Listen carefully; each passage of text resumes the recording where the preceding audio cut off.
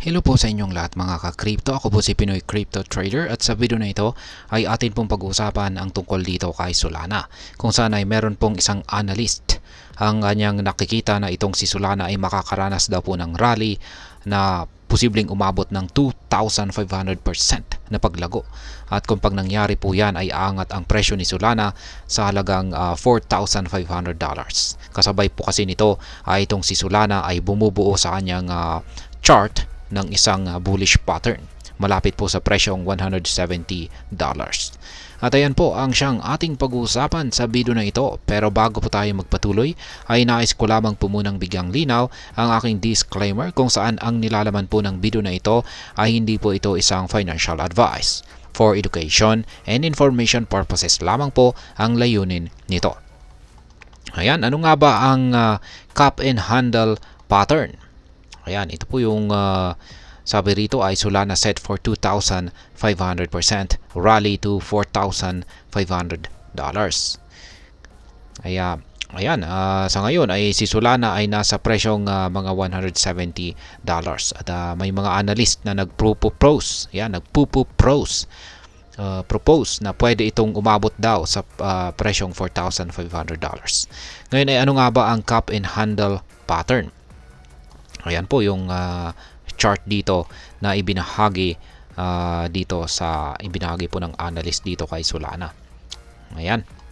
Ang cup and handle ay isa po itong technical analysis pattern na kinikilala ng mga traders bilang bullish sign. Ang cup ay parang rounded bottom at ang handle ay ang consolidation phase na sumusunod dito. Kaya ayan po. Yan po yung rounded portion nito. Ayan po yung cup. At yung naka-highlight po rito ng kulay purple, ayan po yung kanyang handle. Ngayon kung successful ang breakout, kadalasan ito ay nagre-resulta sa price surge.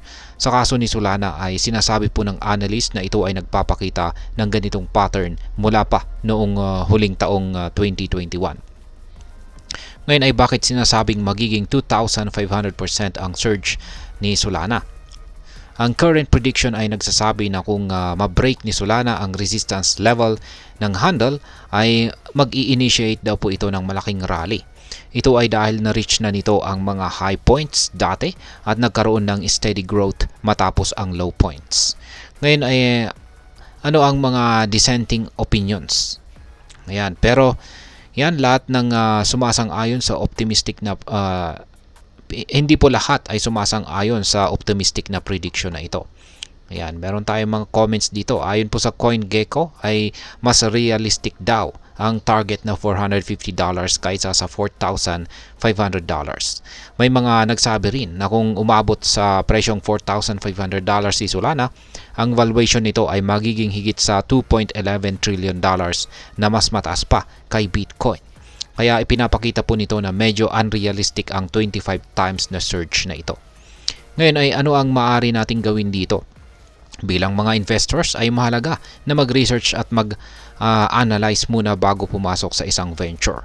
Bagaman promising itong si Solana, mahalaga na ikonsidera po natin ang mga risk na kaugnay nito. Tandaan na volatile po ang crypto market at maaaring magbago ang trends sa kahit anumang oras. Ngayon ay ano naman ang aking sariling opinion tungkol dito? Sa aking sariling pananaw ay mahalaga po ang balance perspective. Magandang kilalanin ang mga potentials ni Solana base sa mga technical indicators tulad po ng cup and handle pattern. Ngunit dapat din tayong maging realistic at ikonsidera ang mga dissenting opinions. Sa huli, ang pagtanggap po ng calculated risk ay isang mahalagang bahagi ng pag-i-invest. At ayan. Hanggang dito na lamang po tayo sa video na ito mga ka-crypto. Sana po ay inyong nagustuhan ang aking paliwanag sa video na ito. Kung inyo po itong nagustuhan, pag-click lamang po ang like button nito. Para naman po sa mga bago lamang dito, kayo po ay aking inaanyayahan para mag-subscribe.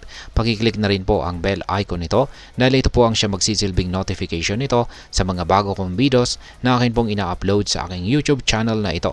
Marami pong salamat sa panonood. Ingat po tayo lagi at God bless po sa ating lahat.